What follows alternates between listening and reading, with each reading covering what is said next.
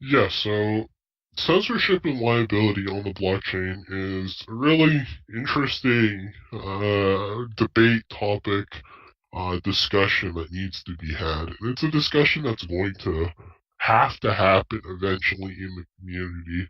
Either the community will have to somehow self-regulate this, or even if the community doesn't, government will eventually at some point try to regulate this. There really isn't a way around it. And so what I mean by that is we all know the joke that like if something is shared on the internet, well, it's on the internet forever. And in the case of blockchains, it's when something's put on a blockchain, it's on a blockchain forever. And it's not as simple as trying to remove it from the blockchain because this isn't really possible because of the nature of how blockchains work and their immutability aspect of it. So this raises a really important question, which is when certain information or bad data, whatever you want to call it, is put into a blockchain, how do we deal with that?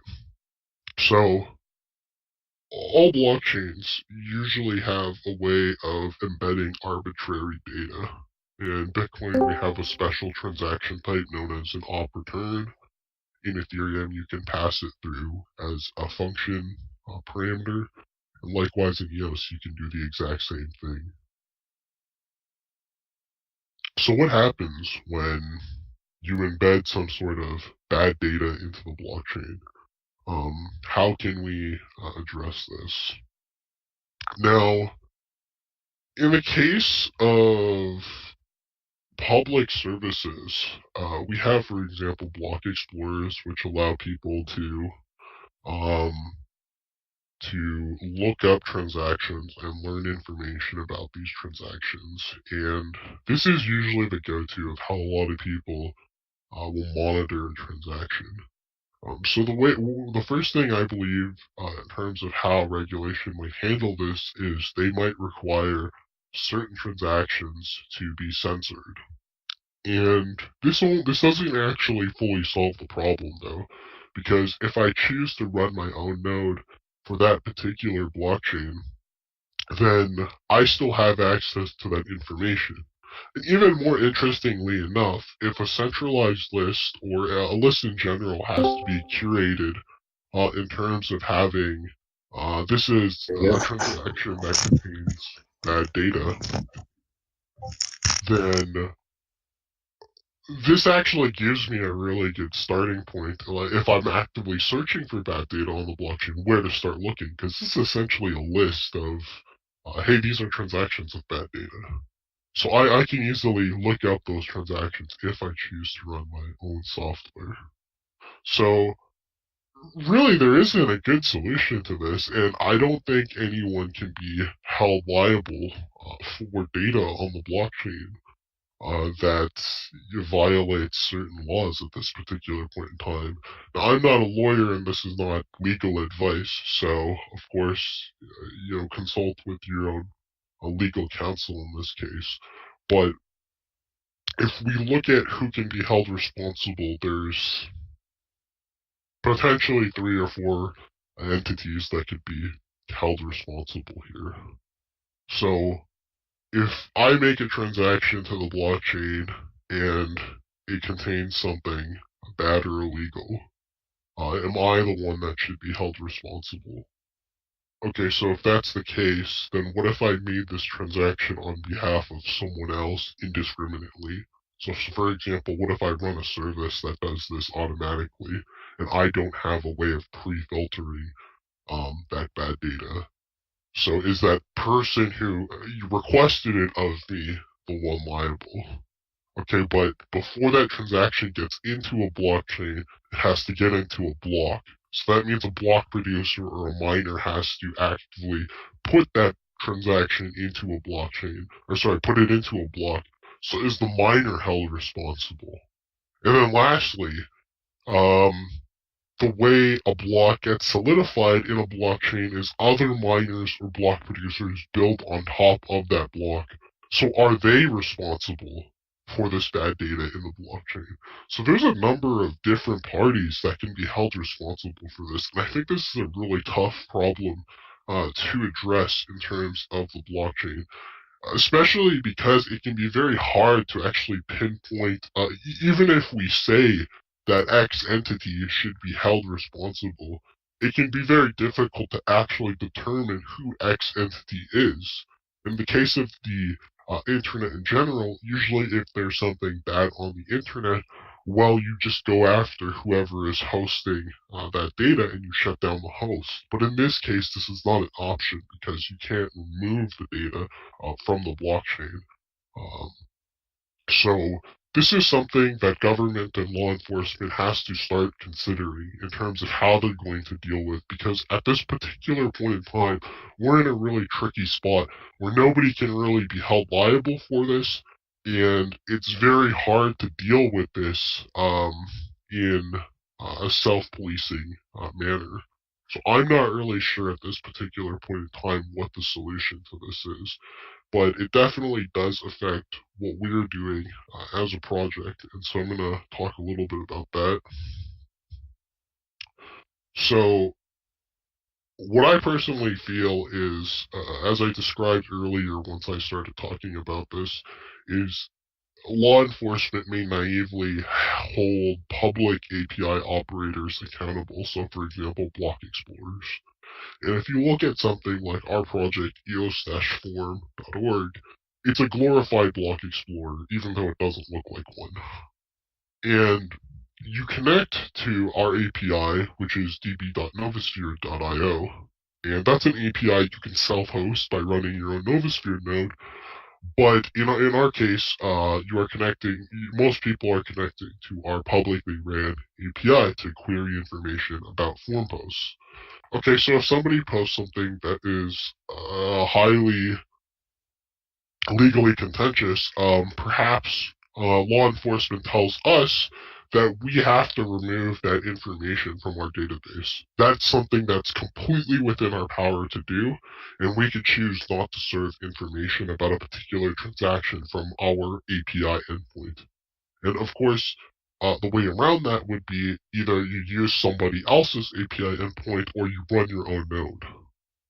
Now let's say that we actually choose to censor a particular post or a transaction at the API level. So this is different than saying somebody moderated a post, because actually now the API of where the post data comes from is being censored. So is there something that we can do about this?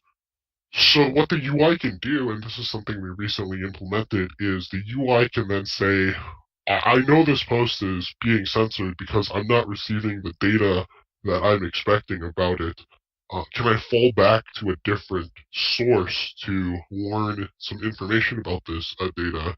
And to that, we can fall back to the block producer API and get that particular information about that transaction. So then that raises an interesting question of, will block producers now have to censor their transaction? And really this is an endless. So again, this is a big problem that the EOS community will have to think of. The whole crypto community has to start thinking about. Law enforcement has to start thinking, and hopefully it's a problem that we are able to way, but in a meaningful way. But at this particular point in time, solution to this problem, we have a solution to this problem. But I think it's important to point it out and get people thinking about it. So I think that about covers the two that I wanted to sort of talks that I wanted to give. I might want to clean that at some point. I might want to clean that up a bit and give a formal version of those talks. This was a very informal version, as you guys know. Usually at these meetings, I sort of just have some footnotes, and then I just go off complete memory when it comes to that. So if any of you guys have questions about any of the stuff I just talked about, or what's being worked on in terms of the project, or things that are upcoming, now's a good time to ask those questions. You can either do so in the meetup chat, or you can feel free to do so on voice.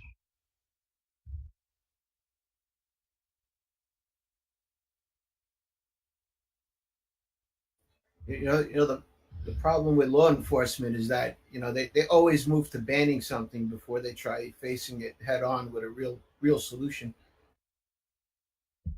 I don't know if that's entirely true, right? So, for example, if we look at the case of Bitcoin, um, I don't feel like, well, with the exception of China, but even then, it's a bit of a misnomer to say that China banned Bitcoin, because really what they banned was order book based exchanges in China.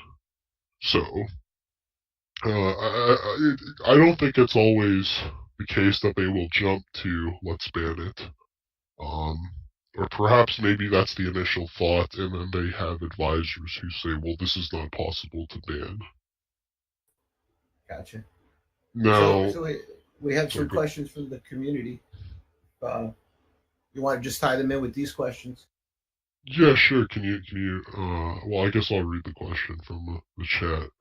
So, Road Crypto asks, when mod buttons. And so, what he's referring to there is when are moderator tools going to get added to the EOS form interface that easily allows someone to moderate spam on the interface as opposed to having to do it completely separately on GitHub or their own web server. Um, So this is something that is being worked on, but I can't give a direct timeline on it because there are certain uncertainties of how possible it is to actually build it into the interface. I'm not 100% sure at this point in time, but hopefully I'll have some news regarding that either this week or next week. And it is something that I do want to build into the UI. A worst case scenario of if we can't make it automatically commit your changes to GitHub through the UI. What will have pre-create the document for you that you can just copy that and then commit that to GitHub. Still one extra step, but it's better than the way it currently is, where you have to do everything manually. Fixed asks in the chat, are thumbnails for posts possible? Yes. Uh, sort of. It's gonna be something that I look into this week. With certain posts, it'll be very easy to do because, for example, if it's an image, then it's very easy to detect that if it's that it's a thumbnail. But certain other pieces of posts, for example, a video, like a YouTube video or something like that, may require relying on a third-party service to do this, which is not entirely problematic, but it's better, I feel, if we don't build certain things into the interface that uh, demand or rely too heavily on third-party services. So, let me take a look into it, and I'll get back to you on that. But for the time being, consider it like a maybe. I'm leaning towards a strong yes that it's possible. Cool, very cool. So if somebody were to, so here's some questions I've collected over the week, and a couple of my own. If somebody were to build a Novosphere on their own domain, what would be the benefits? Um, well, at this point in time, we're still working on adding other features to the presets. And so the presets sort of let you configure your own personal settings in terms of the site. And so what I mean by that is from the presets at this particular point in time, you can control things like what subs are shown by default. So what subs are people subscribed to by default, and who are the default moderators. So for example, you could set yourself as the default moderator. In the case of EOSform.org, nobody is set as the default or a default moderator. So there's a few different settings that you can change by hosting your own version of the form. Cool. And so guys, I've seen a lot of people asking how to host Novosphere. It's really easy. You grab the HTML file uh, from the GitHub, and you open up your file manager in your hosting company. So if if you're using GoDaddy, if you're using HostGator or SiteGround, they all have the same setup. You go into your file manager. Well, you add your domain if it's not you don't have one already, and then when you add the domain, there's typically only two things to do. If you have a CMS, you add a database, right, and then you have the other part, which is the file system. So you go into your file system and you just add that HTML to the location of your domain. So if it's a blockballs.com, you go to that file, your file manager. You go Maybe it to would be best if you wrote like an article on this, because I feel like it may be yeah, very difficult for people to follow a voice guide in this case. yeah, yeah. I actually have one. It's unfortunately putting things on IPFS. The pictures get deleted eventually. I pinned them down, and some of my articles they still the pictures got deleted, and not really sure how to get those back. But they're on the computer, my IPFS node, and they're being shared and they're pinned down. So I'm not really sure what the deal is with that. Sure, Uh, maybe I could help you with that later. So, Fix asks, are changes coming related to making it clear that people can log in via scatter or via login anonymous identities? Yeah, so I actually opened an issue on GitHub as a reminder to myself about this very recently. So when you try to log in, if it doesn't detect an ES wallet, then it'll give the user sort of a prompt, well, hey, you can still post on the forum, just click here to generate an anonymous identity. And that's a little less obscure than them having to go into settings and then the anonymous identity part of things. So that's definitely something that we're going to look to change in terms of the user flow of the forum. Very cool, very cool. What would it be possible to monitor traffic if we use this on our own domain? Yeah, sure. I mean, if you use it on your own domain, nothing is preventing you from adding a tracker to the web interface of it. Now, people who use ad blockers usually block the trackers. So it's possible for you to track certain metrics, but it's hard to say how accurate they'll be. I figure a lot of people in crypto are either using ad blockers or using the Brave browser, so very hard to say how accurate the metrics are. Yeah, and I noticed some metrics get lost on our site. I'm not sure if it's just because of the relay or how it works probably. But we did set up a pirate people for our marketing, and we're just letting it fill up with data at the moment because when it's not like Google Analytics where it's already there. When you run your own data analysis tool, traffic analysis tool like Motomo, which is Pywick, it has to fill up with data first. So we need a few weeks before we can start, comparing, last week to the new week, right? Uh, the next question is: if I run my own Novosphere on my domain, how often will I have to update my files on my host? If you're talking about the form in particular, if you host it via EOS Form Proxy, which that project's on GitHub, you don't actually have to ever update it past using and just setting up the initial proxy. It'll always stay up to date with the most recent version of EOS Form. If you're talking about the actual software, if you're talking about the actual software Novosphere DB, that's hard to say because we regularly push updates out to that. But usually, if you see any commits made to Novosphere DB, you should typically recompile and update to the newest version. Oh, very cool. This is my own personal question. Um, right now we could put that HTML file in our folder, and we could have a site up and running in minutes. But what if we wanted to, just clone the Novosphere DB? Is that possible? Make What do you mean make it by our own? clone it? Like make an exact copy of the site? Is that possible? And run our own actual Novosphere without a relay? Yeah, sure. I mean, you can compile okay, so there's two ways of doing that, which is either you could just grab a fork of the GitHub pages because our site is hosted entirely from GitHub pages. or you can clone the project on the GitHub, which is ES-form, and you can compile it yourself and then publish it however you want, either through GitHub pages yourself or to your own local web server, or however you want to do that. The problem with doing that, though, is obviously as we continue to push changes to the forum, which we do very regularly, almost every day or every 2 days, you'll fall behind, and it can be a little tedious to constantly have to update the software yourself. Gotcha. Would there be any benefit to Novosphere in general, to having more Novospheres out there?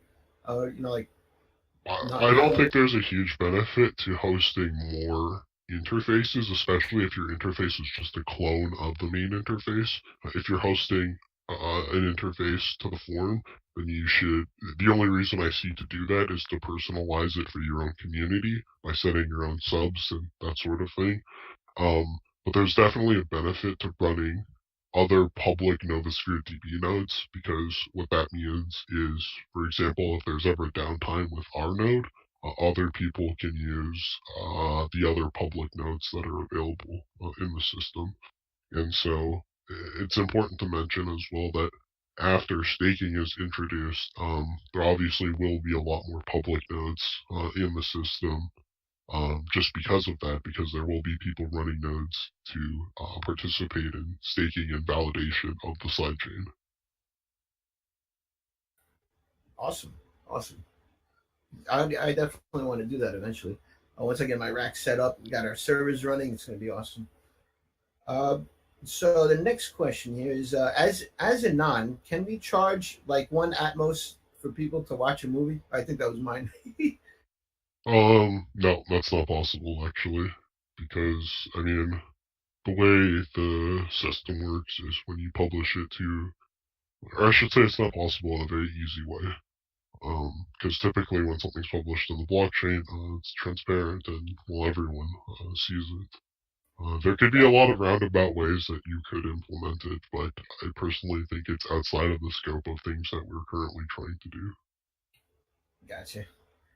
I feel like in general it's fairly and maybe this is something I'm speaking about that I don't actually understand, because I myself am not a content creator, but I feel like if we look at the music industry, for example, it's so easy to pirate music nowadays that I feel like if people just put music out for free, that people will still donate to you, people will still support you via Patreon or whatever means you have of crowdfunding, just because they want to hear your music. You don't have to compel them to pay to access your music or whatever your content is. People will pay to support you, and I think we've seen a huge shift in a lot of YouTube channels due to the ad revenue crackdown that YouTube's done to shift in this direction, where channels essentially produce free content but are supported by their followers. So, Yep, definitely. I agree. If you have good content out there, I'll tip you. And most likely more people will too. If they see stuff they like and they want more, I mean, it's the best thing to do is just give the guy a little motivation, tip him. I've been tipping people 100 atmos left and right.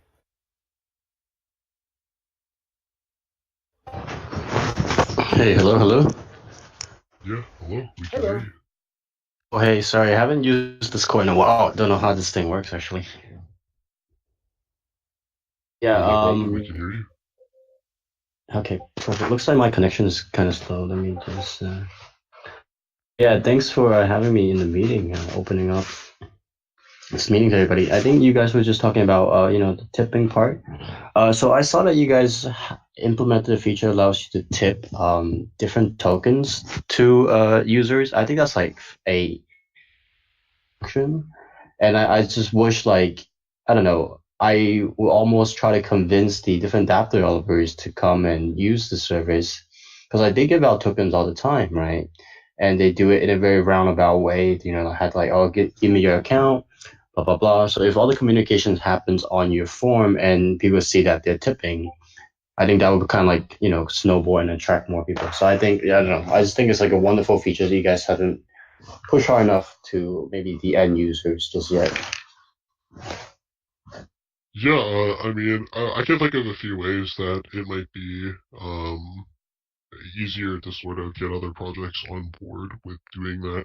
So, I mean, one of the ways that we have that are upcoming that we want to onboard a lot more people onto the forum is doing sort of our own pseudo airdrop. And so currently what we're thinking in that regards, but the details haven't been finalized, are for example when somebody makes a post for the first time, we give them some free Atmos. When people post content that's been upvoted over the course of the week, gets upvoted or gets some free Atmos. And we have referendum testing that's going to be starting, I believe, later this week, although I don't think it's been announced yet. I think it's very likely to start this week. So we want to give out some free Atmos in that regards. And the way I think we can get other projects sort of involved in terms of tipping on the forums is, well, even if they don't want to directly, let's say, use the forum to tip people their token, it might not be a bad idea, especially in terms of projects that we feel somewhat relate to ours, to do some token swaps. And so what I mean by that is maybe that project takes a bit of some of our development fund Atmos and we take a little bit of their token, and then obviously we can sort of share their token out with people on the forum and through the exact means that we're sharing some of the free Atmos. So we can sort of help facilitate that for other projects. So yeah, I think that's a great idea and something that we should look into in the future. Okay, cool. I know this question's probably been asked many times over, but why isn't Atmos listed on some of the EOS exchanges? So maybe that's a question that Lutz can answer, as he's been the one sort of applying to them and sort of walking through the process of like things that they've asked from us and that sort of thing. Yeah, a lot of these exchanges, they're asking for lawyers. They're asking for you know, basically somebody to step up and take ownership of the project. And really, I don't own the project, right? So I can't really do it. Really, nobody really owns the project. It's kind of an open source project, right, Asphyxia? So it's a little hard to get in these exchanges. The law, other exchanges are easier because they're not following the KYC stuff. So they just charge you like a ridiculous amount, like 2 Bitcoins to get on it, which we could do at any time. That's not a problem. But, if we want to get on Binance and on Bittrex, they're asking for a lot of, legal documents. And it's not really something we could provide at this point in time. But, we're working on it. We're gonna see if we can do it. I guess my question was kind of related to some of the big ones. I know for Binance, maybe Bittrex, and those big ones definitely require you have a lot more paperwork. But what about just ones on EOS? I mean, I know you guys are migrating from Ethereum, if I remember correctly, to EOS. Like our exchange ecosystem is pretty developed, and I don't think the process is pretty difficult. Very bad tokens, a lot of very bad tokens being listed. So I'm going to give you an honest answer. I'm going to give you an honest answer to this. I'm going to do something pretty controversial that I feel like a lot of projects don't do. Okay, first of all, we have a lot of projects on EOS that call themselves DEXs, and they're not DEXs whatsoever. They masquerade under the form of DEXs, sort of, hey, if you can pitch, because if you call yourself a DEX,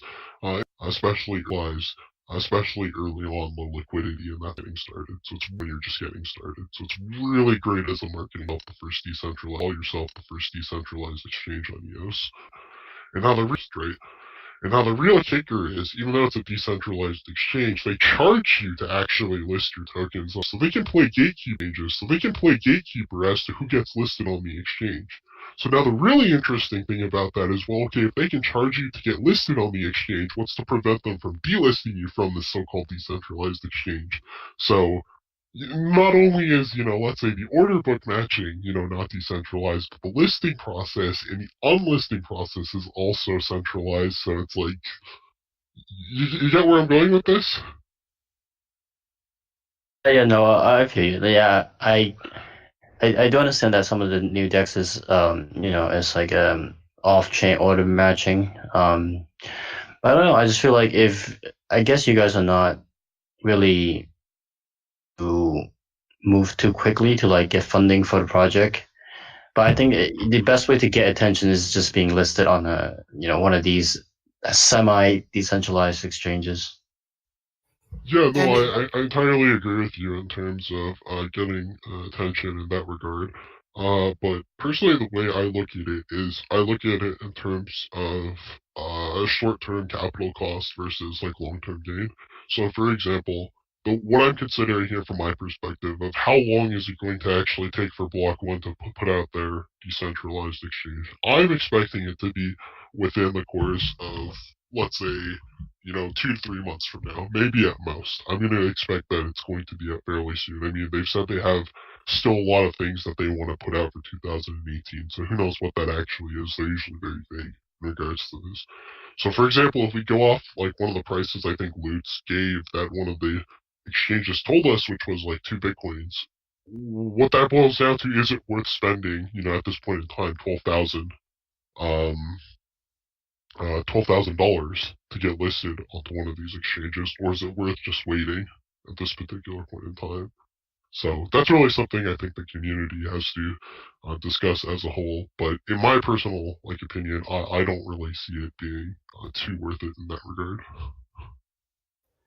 and don't think we're not applying to them, because we are. I applied to Top.1. Meet.1 said they were going to add us. I haven't seen it on the app yet. I've been asking for updates. They don't really talk English. AIO Dex, Wax.io. I have a list of a few of them I've applied to. So, and if you want me to apply to it, just send it to me. I'll do it. I don't have any problems doing it. You know what? The most annoying part is that they make you fill out this huge form, and then they ask you for money. It's like, dude, why didn't you tell me before I filled out the form? I would have said no. Okay, well, I mean that's pretty. I haven't dealt with any of the exchanges yet, other than trading on them. So I guess my perspective is a little bit different from yours. I haven't spoke too much to exchanges, but I have spoke to Meet.1 to include my service on their DApp, and they seem to be responsive so far. I mean, they still haven't listed, so we see how that goes. Are you talking to Eve? I am talking to, I think his name was Marcus. Well, in Telegram, Eve is working with us. Oh yeah, Eve referred me to another individual, so I guess she's doing things. I'll get a status update tonight, but so far I haven't seen anything. They said we were going to be listed, and I haven't seen anything. I check my app every day. Just wondering, because you guys, I know, I think I'm gonna butcher the pronunciation, but the aphexia, Elsie. Huh? Yeah, asphyxia. Asphyxia, yeah. So I've been here, I've been following the project since pretty much day one, I think, and I think you guys are doing a project that's so much needed in the ecosystem. Like we call ourselves a decentralized organization, right? But all the services we use for communications are centralized. When we communicate with the block producers, we kind of want to have that exchange of information on record. If you think about you running a company, those communications on record. So if something goes down, we can hold someone accountable. Yes, Yeah, absolutely. I know. I'm a little frustrated. It's just like I really want to use your service full time. I wanted to replace Reddit to be the go-to meeting point for EOS people. And it's true for all of these social media apps so far. I mean, we have Decent Twitter, which got 10 users at one point and just kind of flopped. I don't know. I just don't know what it's just not working. These social media sites on the it just came out 3 weeks ago. You got to give it some time.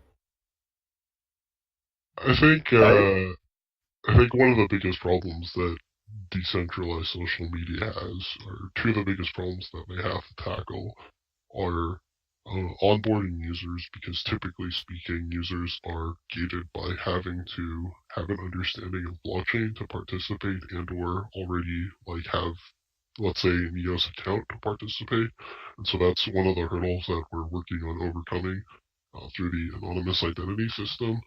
And I think the other big thing that they need to overcome is making it easier for people to transition from their current existing means of communication to this newer means of communication. So what I mean by that is, even if, let's say, there's a decentralized version of Twitter, for example, um, sure, people are being banned on Twitter, and people are being deplatformed, but there's not enough people being deplatformed. Where a lot of people have the mentality of they don't really care until it happens to them, or until it happens to like someone that they've been following.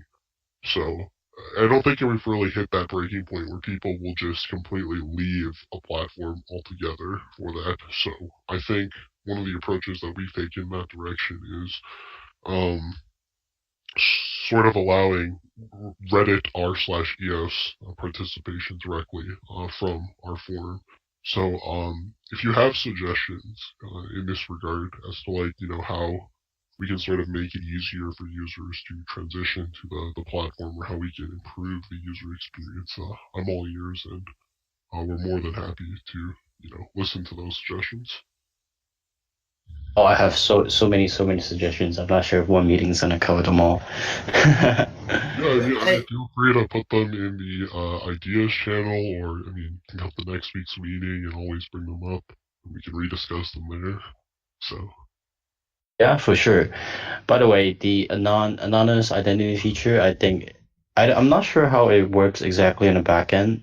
Correct me if I'm wrong. I'm just kind of speculating because I think it's important that I get the technical detail right. Are you guys giving them keys, and then those are keys attached to the forms, like the forms EOS account, and then they're posting it under that permission, I guess like a separate permission level, and they're using your account's resources. Is that how this works now? okay, so you're half right. So we don't actually create permissions with the keys. So for example, when you create a permission, that does cost some RAM. So if that were the case and we were doing things like that, it would be very easy to exploit and sort of fill up the RAM of the account with a bunch of useless data. So the keys are very arbitrary. We never know anything about these keys. So what the keys are used for is they are stored in your local storage of your browser. And when you create a post on the forum to your anonymous identity, part of the post data contains a signature. So the content of your post is hashed, and then it is signed using the anonymous identity key. And so your post contains, your content, the public key associated with your anonymous identity, and it uses our resources because basically the post gets sent to us, and then we relay it to the EOS blockchain on your behalf in this case. So then when the UI goes to display it, there's code in the UI that verifies the signature in comparison to the content of the post. And if you were to, let's say, try to fake one of these signatures, the UI will display a message that says something along the lines of anonymous identity, unknown/unverified. So even if you were to, let's say, use someone else's public key, well, you can't create a signature for the post, and so it would fail the verification check that happens on the client side. Does that sort of cover it for you?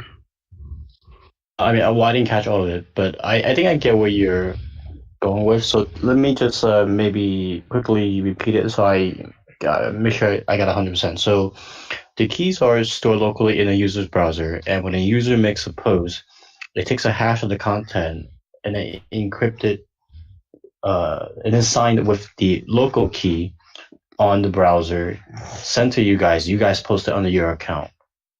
Right. Okay, cool. Oh, okay. Well, that's okay. That's one way to do it. I understand the part about the RAM. I don't know. I just think it would be really cool if, if you add that new permission, for like the user under your account. I know it could be abused very easily, but I guess you would just you just update the keys if the user's not using it, so that another person can have that permission slot, if you will. Well, the problem with that is, even then, it's very hard to discern whether a key is being used or not, right? Because it could be one person cycling between 50 keys, 100 keys, 200 keys. So that's what I mean by I think the permission approach is like interesting, but I feel in this case we don't need to use that method. Now there is obviously one concern here, but the way the scheme works sort of addresses that concern, which is so for example, when you send the post to our server to relay for you to the EOS blockchain, we could technically tamper with the content of your post before you post it. So let's say we change the content of your post to something completely different. Now, how this is addressed in that system is, well, I mentioned before, part of the thing that goes to the blockchain is also a signature of the content. So we wouldn't be able to produce a new signature of it. So we wouldn't be able to impersonate your anonymous identity in that case. Okay, very, very cool. Yeah, I just want to note that maybe I'm not putting into like the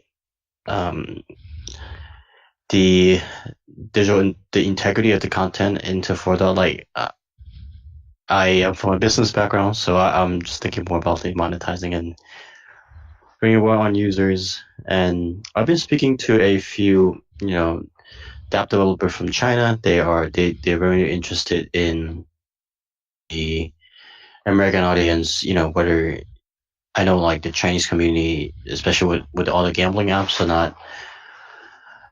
What's the word? I guess not highly looked up on. But, it is an important part of the ecosystem that's driving growth. It'd be really cool, I think, for them to, set up like a fund on your system where they could start tipping users to produce content a little bit like Steam.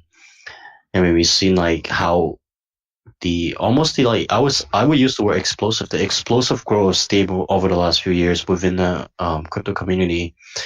And they have this initiative they're launching called a Smart Media Token, and I think like you basically have all the ingredients to implement the same exact thing. It's just a matter of I guess getting the different app developers on board. Yeah, and so one of the things I mentioned before, I think, will sort of help address content to be posted on the forum.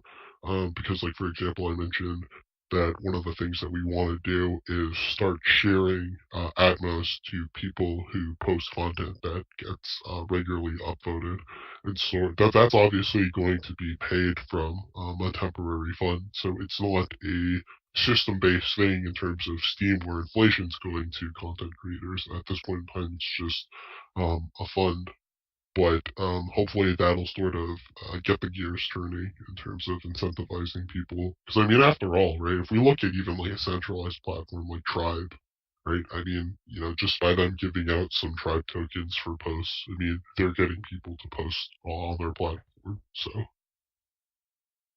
Yeah, but the thing is, I think people Tribe tokens are still locked up if you earn them right now, but they are on new decks. They are on a couple other exchanges on the Meet.1 application. So like people after they have posted content, they know to cash out whatever for like half a EOS or whatever. Whereas I think with Atmos, because you don't have that immediate liquidity, it's a lot harder to attract people. Right, that's a completely fair point to make. Have you guys thought about like utilizing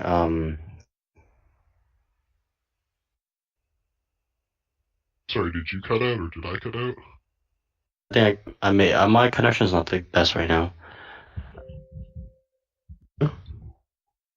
Yeah, I heard you asking if we were utilizing something, but I didn't hear what it was. Banker. Oh, okay. Yeah, actually, we talked to somebody from, so the guy that we know at, Delta Dex that's, in our community as well, he, mentioned, Bangor to us, and, it is something that I have, considered, looking to. In the case of Bancor, it's a bit more expensive than some of the other exchanges, but I think Bancor is definitely a big improvement in terms of those exchanges. So it's something that I'm considering as an option. Okay, very, very cool. Just one more thing. Love the project. The UI could use a bit of work. Yeah, I 100% agree with you, and that's something I'm hoping to bring somebody else in to help work on in the very near future. And that's a big part of the reason why I refactored a lot of the code base over the last 2 weeks, is to make it easier for someone to help later on. Fantastic, fantastic. All right, very cool. Should we continue with the questions? We're going on quite a little over an hour now. I'm gonna separate these out, so I'll cut them into 3 or 4 videos. Okay, how many more questions do we have, Lutz? I'm just gonna read the more important ones. Okay, sure. Just just to clarify for people, what are API endpoints? Because you mentioned it a lot earlier. Sure, an API endpoint is something where data essentially comes from.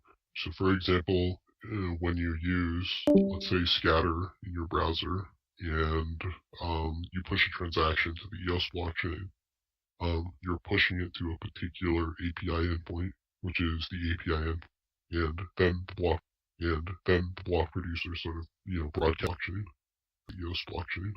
In the case of Novosphere, the API gives you data about posts. It gives you data about posts on the forum. Okay, very cool. I'm just gonna go through these so we get through them quicker. And then, can there be in a non-profile section where we can manage multiple anonymous profiles? Yeah, that's something that's been suggested before, and it's something that we can consider adding. I personally don't think it's too high of a priority at this point in time.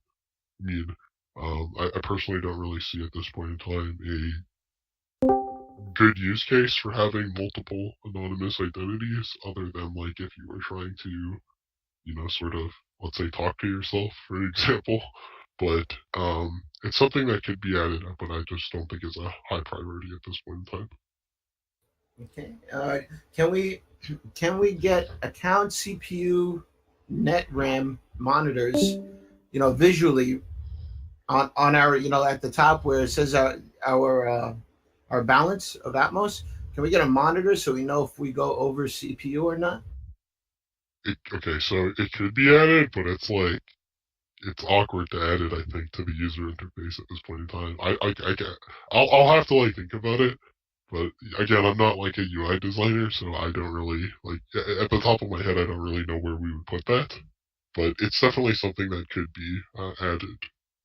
But generally speaking, I mean, if you have like a very small amount of ES staked, posting on the forum doesn't really cost that much in terms of CPU, and bandwidth is super cheap. So, All right, very good. The other questions aren't really that involved. People want to know why we're using a lot of avocados inside of our Discord.